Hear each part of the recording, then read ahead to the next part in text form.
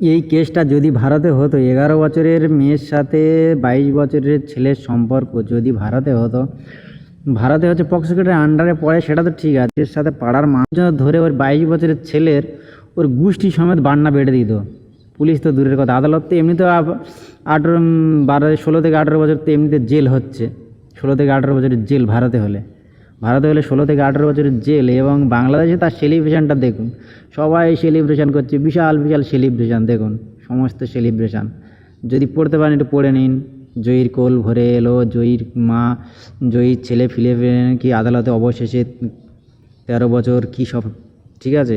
এই হচ্ছে কে জয়ীর কেস। বাংলায় তার সেলিব্রেশন করছে, ভারতে হলে তোর গোষ্ঠী সমেত বান্না বেটা দেওয়া হতো রে বেটা। তুই ভারতে আয়, ভারতে এলে এসে তুই এরকম করে তুই দেখতে পারতি। ভারতে হলে গোষ্ঠী সমেত তোর হচ্ছে পাকতে দেওয়া হতো। একটা যেই মেয়ে কেজি স্কুলে পড়া মেয়ে, তার যদি হচ্ছে কি এইরকমভাবে কোল ভরে সন্তান দেওয়া হয় 12 বছরে, 13 বছরে তার আবার কোর্টে গিয়ে কেস লড়তে হয়, এইরকম হচ্ছে বাংলাদেশ আবার হচ্ছে লোকের শিক্ষা দেয়। বাংলাদেশ লোকের শিক্ষা দেয়।